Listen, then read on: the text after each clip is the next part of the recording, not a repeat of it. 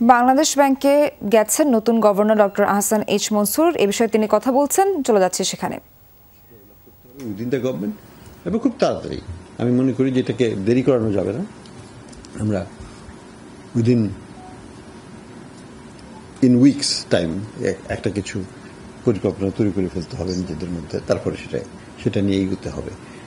তো আমি আর বেশি কিছু বলবো না। আপনারা যদি কিছু প্রশ্ন শর্ট কিছু থাকে জিজ্ঞেস করতে পারেন, বাট আদারওয়াইজ।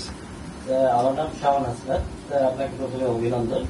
আমি একটু স্যার আপনার কাছে জানতে চাচ্ছি, আপনি তো আজকে দায়িত্ব নিলেন আনুষ্ঠানিকভাবে, আগামী আমি যদি বলি 100 দিনের মধ্যে আপনার মোস্ট প্রায়োরিটি 5টা কাজ।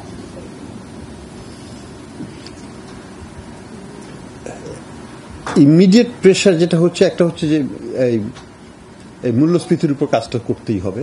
এটা শুরু হয়ে যাচ্ছে, আজকে থেকে শুরু হয়েছে এবং এটা দ্রুত আমরা কাজ করব। কিন্তু কাজ করব মানে যে মূল্যস্ফীতি দ্রুত কমে আসবে, এটা তার নিজস্ব গতিতেই কমবে। যেমন নিজস্ব গতিতে বেড়েছে, নিজস্ব গতিতে কমাতে হবে।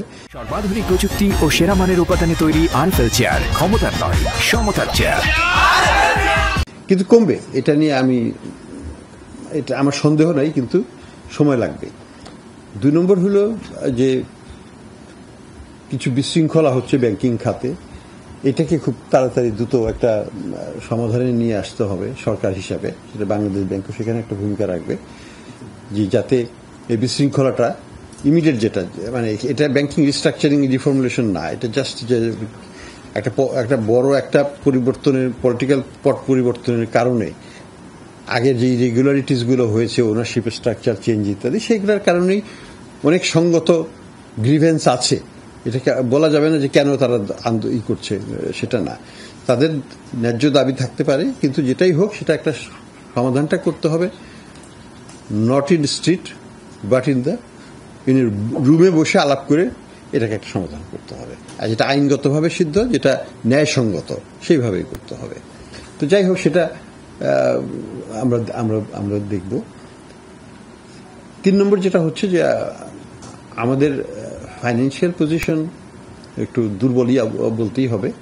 তো সেটাকে কিভাবে আমরা আরেকটু বাড়াতে পারি, ফ্লোটাকে বাড়াতে পারি, সেই বিষয়ে নিজেদের মধ্যে পর্যালোচনা করে আমরা হয়তো আমাদের যারা ডেভেলপমেন্ট পার্টনার্স তাদের সাথেও আমাদের বসতে হবে, কিভাবে আমরা যদি এক্সট্রা রিফর্ম এফোর্ট দেই সেটাকে কিভাবে তারা সাপোর্ট করবে, এবং এই রিফর্ম এফোর্টকে সাপোর্ট করার মাধ্যমে আমাদের যে রিসোর্স অগমেন্টেশন যেটা দরকার হবে, রিসোর্সটাকে বাড়ানোর, ফরেন কারেন্সি ফ্লোটাকে, সেটাকে আমরা একটা টাই আপ করার চেষ্টা করব সামনের দিকে।